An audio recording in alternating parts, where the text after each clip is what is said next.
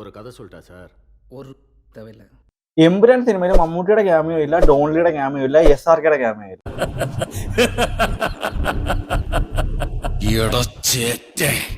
അല്ലെങ്കിൽ തന്നെ ഈ സിനിമയിൽ ഏതെങ്കിലും ക്യാമിയോകൾ ഉണ്ടെന്ന് പൃഥ്വിരാജോ സിനിമയിലെ നായകനായ മോഹൻലാലോ എവിടെയും പറഞ്ഞിട്ടില്ല. ഇതെല്ലാം സ്വയം മെനഞ്ഞെടുത്തത് ഇതേ പ്രേക്ഷകരാണ്. പ്രേക്ഷകർ തീരുമാനിക്കുന്ന ക്യാമിയോ സിനിമയിൽ വരണമെന്ന് യാതൊരു നിയമവും ഇല്ല. റീസെന്റ് ആയിട്ട് വന്ന ഗോഡ് സിനിമയിൽ അജിത്തിന്റെ ക്യാമിയോ ഉണ്ടെന്നും ജവാൻ സിനിമയിൽ വിജയുടെ ക്യാമിയോ ഉണ്ടെന്നൊക്കെ വെറും റൂമർ മാത്രമാണ് വന്നത്. ഇങ്ങനെ വരുന്ന ഓരോ റൂമറും ശരിയാണോ വിചാരിച്ച് സിനിമ കാണാൻ പോയാൽ ഒരിക്കലും നമുക്ക് ഒരു സിനിമ ഇഷ്ടപ്പെടത്തില്ല. എന്നാൽ പോലും എമ്പുരാൻ സിനിമയിൽ നെഗറ്റീവ് പറയാനായിട്ട് കുറെ കാര്യങ്ങളുണ്ട്. അതായത് ലൂസിഫർ സിനിമയുടെ അതേ മേക്കിംഗ് വൈസ് പോലെയല്ല ഈ സിനിമ പോകുന്നത്. ഇത് തികച്ചും അവിടെ നിന്ന് റൂട്ടിന് മാറി ഖുറേഷി എബ്രഹാമിന്റെ കഥയാണ് പറഞ്ഞു പോയത്. ഇതേ ഖുറേഷി എബ്രഹാമിന്റെ കഥ പറഞ്ഞു പോകുമ്പോൾ അവിടെ ഇവിടെയായിട്ട് മാത്രമാണ് സ്റ്റീഫനെ കാണിക്കുന്നത്. സ്റ്റീഫന്റെ അഴിഞ്ഞാട്ടം കാണാനായിട്ട് പോയ ഒരു രീതിയിൽ ഈ സിനിമ നമ്മളെ സാറ്റിസ്ഫൈ ചെയ്യിക്കത്തില്ല. അതേസമയം ഇത് സ്റ്റീഫനിൽ നിന്ന് മാറിയുള്ള ഖുറേഷിയുടെ ഒരു സെപ്പറേറ്റ് കഥയായിട്ടാണ് അവിടെ പോയത്. ഇതുകൂടാതെ ഈ സിനിമയിൽ തന്നെ സായിദ് മസൂദിന്റെ ആ ഒരു റിവെഞ്ച് സ്റ്റോറിക്ക് നല്ല പ്രാധാന്യം കൊടുത്തിട്ടുണ്ട്. ശരിക്കും പറഞ്ഞാൽ ചില സീനൊക്കെ കണ്ടാൽ സായിദ് മസൂദിന്റെ ആ സീനിലേക്ക് സ്റ്റീവനെ ആഡ് ചെയ്ത പോലെ പോകും. സിനിമ ഉണ്ടാക്കിയ വേറൊരു നെഗറ്റീവ് പോയിന്റ് എന്ന് പറഞ്ഞാൽ ആ ഒരു ക്യാമിയോ പ്രതീക്ഷയാണ്. അതായത് ആ പുറം തിരിഞ്ഞു നിൽക്കുന്ന പോസ്റ്റർ ഒന്നും ആദ്യമേ കാണിക്കേണ്ട ആവശ്യം തന്നെ ഇല്ലായിരുന്നു എന്നാണ് എന്റെ അഭിപ്രായം. അതായത് അങ്ങനെ ഒരു പോസ്റ്ററൊക്കെ വരുമ്പോൾ നമ്മൾ ആദ്യം തന്നെ വലിയ എക്സ്പെക്ടേഷൻ വെക്കും.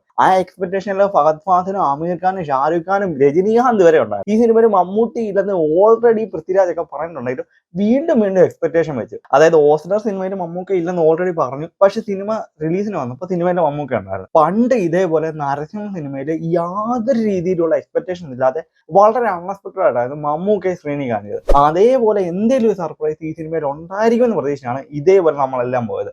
മാർക്കോ സിനിമയിൽ ഇതേപോലെ ക്ലൈമാക്സ് ആകുമ്പോൾ നിവിൻ പോളിയുടെ എൻട്രോ ഉണ്ടെന്ന് പ്രതീക്ഷിക്കുന്നപ്പോൾ യാതൊരു രീതിയിലും ആരുടെയും ക്യാമിയോ ഇല്ലാതെ സിനിമ തീർന്നു. ഇങ്ങനെ വരുന്നത് ഒരു പക്ഷേ സിനിമയ്ക്ക് വലിയ നെഗറ്റീവായിട്ട് മാറും. അതായത് ഇതുപോലുള്ള ക്യാമിയോകൾ മാത്രം പ്രതീക്ഷിച്ചു പോയാൽ എങ്ങനെയാണ് സിനിമ സാറ്റിസ്ഫൈ ആകുന്നത്? ലൂസിഫർ ഫ്രാഞ്ചൈസിയുടെ രണ്ടാമത്തെ ഇൻസ്റ്റാൾമെന്റ് ആണ് ഈ സിനിമ. അതായത് ലൂസിഫറിന്റെ കഥയുടെ ഒരു പക്ക കണ്ടിന്യൂഷൻ. അതുകൊണ്ട് തന്നെ ഇതൊരു ആ ഒരു രീതിയിലുള്ള ഒരു സെക്കൻഡ് പാർട്ടായിട്ട് കാണുക. അല്ലാതെ ഇത് ക്യാമിയോകൾ ഒരുപാടുണ്ട്, അങ്ങനെയുണ്ട്, ഇങ്ങനെയുണ്ടെന്ന് പ്രതീക്ഷിച്ചു പോയാൽ ഒരിക്കലും സിനിമ നമുക്ക് എൻജോയ് ചെയ്യാൻ പറ്റത്തില്ല. കുറുപ്പ് സിനിമ ഇറങ്ങിയപ്പോൾ ഇതേപോലെ തന്നെ സിനിമയിൽ ദുൽഖർ സൽമാന്റെ കൂടെ പൃഥ്വിരാജിന്റെ ഒക്കെ ക്യാമിയോ ഉണ്ടെന്ന് വരെ ആ സമയത്ത് പറയുന്നത്. ഈവൻ ആ സിനിമയിൽ അഭിനയിച്ച ഭരത് വരെ ഒരു ഇന്റർവ്യൂവിൽ പറഞ്ഞായിരുന്നു ഈ സിനിമയിൽ പൃഥ്വിരാജിന്റെ ഒക്കെ ക്യാമിയോ റോള് വന്നിട്ടുണ്ട്. പക്ഷെ ആ സിനിമ കണ്ടു നോക്കിയപ്പോൾ ടോവിനോ മാത്രം ജസ്റ്റ് ക്യാമിയോ റോളി വന്നത്. പക്ഷെ ക്യാമിയോകളുടെ അതിപ്രസരം കൊണ്ട് സിനിമകൾ വിചാരിക്കാറുണ്ട്. അതാണ് ഈ അടുത്ത് വന്ന കൽക്കി സിനിമയൊക്കെ. കൽക്കി സിനിമയിൽ ദുൽഖർ സൽമാൻ ഉണ്ടോ ഇല്ല എന്ന കാര്യത്തിൽ വലിയൊരു കൺഫ്യൂഷൻ ഉണ്ടായിരുന്നു. പക്ഷെ കണ്ടു നോക്കിയപ്പോൾ സിനിമയിൽ ദുൽഖർ ഉണ്ടെന്ന് പറഞ്ഞപ്പോൾ ഇത് അടിപൊളി എന്നൊരു ഒപ്പീനിയൻ വന്നു. അതുകൊണ്ട് തന്നെ സിനിമയ്ക്ക് കിട്ടിയ ഒരു ബൂസ്റ്റിങ്ങും വളരെ വലുതായിരുന്നു. എമ്പുരാൻ സിനിമയുടെ വേറൊരു മെയിൻ നെഗറ്റീവ് അല്ല, സിനിമയിൽ ഒരു ഡ്രോബാക്ക് ആയിട്ട് തോന്നുന്നത് സിനിമയിലെ BGM വർക്കാണ്. ശരിക്കും പറഞ്ഞാൽ ദീപക് ദേവ് അത്യാവശ്യം നല്ല രീതിയിൽ തന്നെ ചെയ്തിട്ടുണ്ടെന്ന് പറഞ്ഞാൽ പോലും ഇതേ സിറ്റുവേഷനിൽ രവി ബസൂറോ അല്ലെങ്കിൽ സന്തോഷ് നാരായണനോ അങ്ങനെ ഒരാളായിരുന്നെങ്കിൽ ഈ ടൈം കൊണ്ട് സിനിമയിലെ പാട്ടുകളൊക്കെ ഇന്ത്യ മുഴുവൻ വൈറലായി മാറിനെ. അത്ര ട്രെൻഡി സോങ് ഉണ്ടാക്കിയെടുക്കാൻ ദീപക് ദേവിന് കഴിഞ്ഞിട്ടില്ല എന്ന് തന്നെയാണ് അഭിപ്രായം. ലൂസിഫർ സിനിമയിലെ കടവുളെ പോലെ എന്ന സോങ് മാത്രമേ അന്നും ഒന്ന് ഹിറ്റ് ആയിട്ടുള്ളൂ. അല്ലാതെ ഈ സ്റ്റീഫന്റെ BGMോ അല്ലെങ്കിൽ സായിദിന്റെ BGMോ ഒന്നും BGMങ്ങളുടെ രീതിയിൽ വലിയ ട്രെൻഡ് സെറ്റർ ആയിട്ടില്ല. ഇതും സിനിമയുടെ ഒരു ഡ്രോബാക്ക് ആയിട്ട് തന്നെ നമുക്ക് പറയാൻ പറ്റും. എന്നാൽ പോലും ഒരു തവണ കണ്ടിരിക്കാൻ പറ്റുന്ന സിനിമയാണ് ഇതേ L2 എന്ന സിനിമ. ഒരു തവണ അല്ല, അത്യാവശ്യം നല്ല റിപ്പീറ്റ് വാല്യൂ ഉണ്ടെന്ന് പറഞ്ഞാൽ പോലും സിനിമയിലെ നമ്മളെ സാറ്റിസ്ഫൈ ചെയ്യാത്ത രീതിയിലുള്ള ഒരുപാട് സീൻസോ അല്ലെങ്കിൽ ഇതൊക്കെ വന്നു പോകുന്നുണ്ട്. മെയിനായിട്ട് ലാലേട്ടന്റെ സ്ക്രീൻ ടൈം തന്നെ സിനിമ കുറവാണ്. ലാലേട്ടന്റെ ആയാലും രാജുവേട്ടന്റെ ആയാലും. ഇത് കൂടാതെ തന്നെ സിനിമയുടെ മെയിൻ ഒരു ഫ്ലോ കൊണ്ടുപോകുന്നത് ഫസ്റ്റ് പാർട്ടിൽ ബോബിയെ പോലെ ഒരു നല്ല ക്യാരക്ടർ ഉണ്ടായിരുന്നു. ഈ സിനിമയിൽ അതൊന്നും ഇല്ല.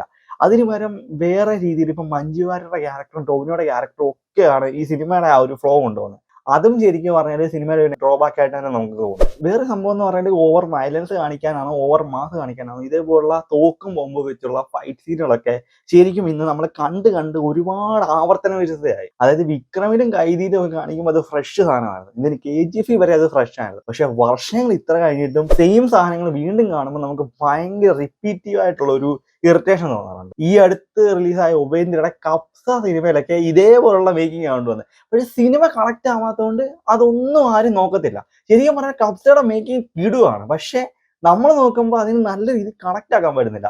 എമ്പുരാൻ സിനിമയിലേക്ക് വന്ന സിനിമയുടെ തുടക്കത്തിൽ നല്ല ഇമോഷണലി നമ്മളെ കണക്ട് ആക്കിയിട്ട് പോയിട്ട് പിന്നെ ഒരു ഫ്ലോ അവിടെ ഇവിടെ ആയിട്ട് പോകും. അതിന്റെ എല്ലാം കാരണങ്ങൾ ഇങ്ങനെയുള്ള ഒരുപാട് ഡ്രോബാക്സ് സിനിമയിലുള്ളത് കൊണ്ടാണ്. ശരിക്കും ലാലേട്ടനൊക്കെ കൂടുതൽ സ്ക്രീൻ ടൈം കൊടുത്ത് നല്ല സിനിമയായിട്ട് ഇത് മാറ്റിയായിരുന്നെങ്കിൽ കുറച്ചുകൂടെ ഒരു രീതിയിൽ പോയേനെ. ശരിക്കും ബോക്സ് ഓഫീസിൽ വലിയ ഫിഗേഴ്സ് ഈ സിനിമ ഇടുമെന്നുള്ള കാര്യം നോ ഡൗട്ട്. പക്ഷേ എന്തുകൊണ്ടോ അവിടെ ഇവിടെ നമ്മളെ സാറ്റിസ്ഫൈ ചെയ്യാൻ സിനിമയ്ക്ക് സാധിക്കുന്നില്ല എന്നത് മറ്റൊരു വശം. എന്നിരുന്നാൽ പോലും ഓവറോൾ നോക്കിയാൽ ഒരിക്കലും ഫസ്റ്റ് പാർട്ടിന്റെ പേര് കളഞ്ഞ സീക്വലായിട്ട് ഇത് വന്നിട്ടില്ല. ലൂസിഫറിന്റെ രണ്ടാമത്തെ ഇൻസ്റ്റാൾമെന്റ് ആയി LK കുറിച്ചുള്ള നിങ്ങളുടെ അഭിപ്രായം കൂടി എന്ന് പറയുക. വീഡിയോ ഇഷ്ടമെങ്കിൽ സബ്സ്ക്രൈബ് ചെയ്യുക, സപ്പോർട്ട് ചെയ്യുക. ബൈ.